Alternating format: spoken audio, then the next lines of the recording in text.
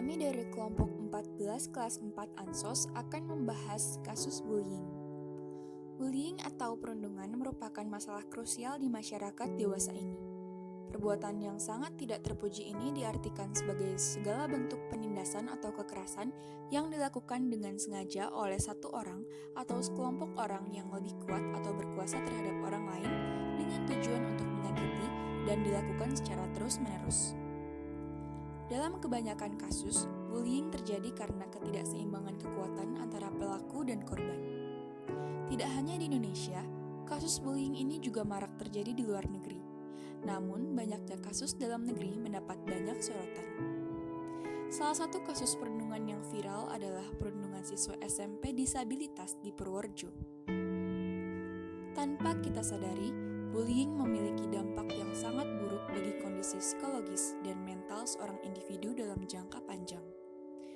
Perilaku bully bisa menimbulkan berbagai dampak negatif bagi korban, antara lain gangguan mental mulai dari sensitif, rasa amarah yang meluap-luap, depresi, rendah diri, cemas, kualitas tidur menurun, keinginan menyakiti diri hingga bunuh diri, serta penggunaan obat-obat terlarang, tidak semangat berangkat ke sekolah, prestasi belajar menurun, dan menarik diri dari lingkungan sosial sehingga tidak dapat berinteraksi dengan orang lain. Namun, minimnya pengetahuan masyarakat tentang efek jangka panjang bullying membuat banyak orang bersikap acuh tak acuh. Seringkali banyak pihak menganggap sepele kasus perundungan ini.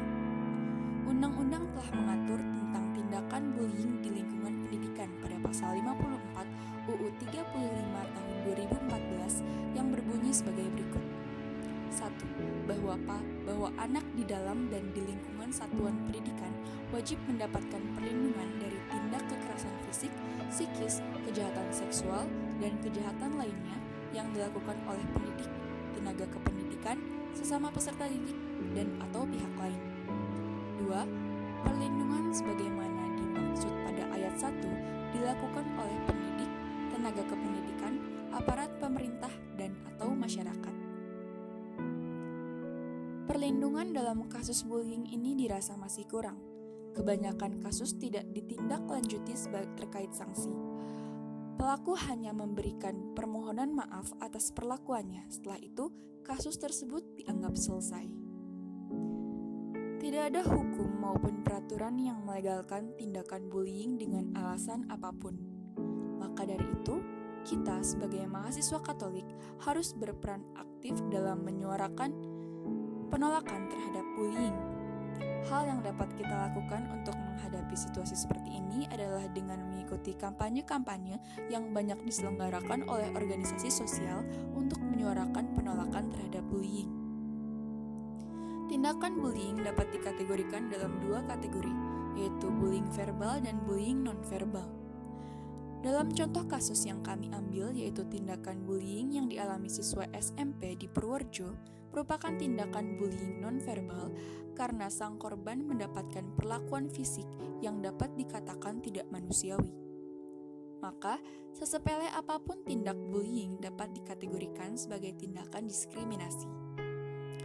Gereja Katolik dengan tegas menolak tindak diskriminasi, yang mana hal tersebut terlihat secara konkret dengan adanya salah satu ensiklik gereja, yaitu Rerum Novarum.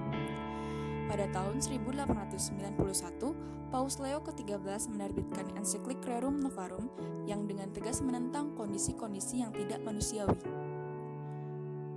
Walaupun konteks sejarah ensiklik Rerum Novarum adalah masalah ekonomi yang menimpa para buruh dalam masyarakat industri, namun banyak poin-poin kemanusiaan yang dapat kita ambil dari ensiklik ini. Paus Leo ke-13 sendiri dengan jelas menyatakan apa yang sewajarnya tidak diharapkan dari gereja. Sudah jelas gerejalah yang dari ajaran Injil menimba kekuatan yang memadai untuk mengakhiri konflik atau setidak-tidaknya meredam rasa pahitnya.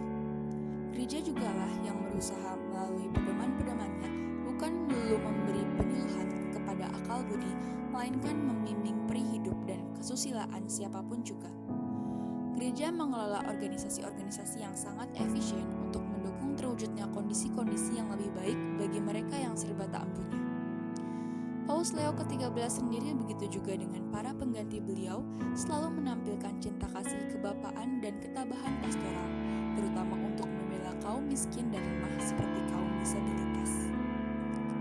Jadi, kita sebagai mahasiswa harus tanggap dalam menghadapi bullying di tengah masyarakat. Sekian dan terima kasih.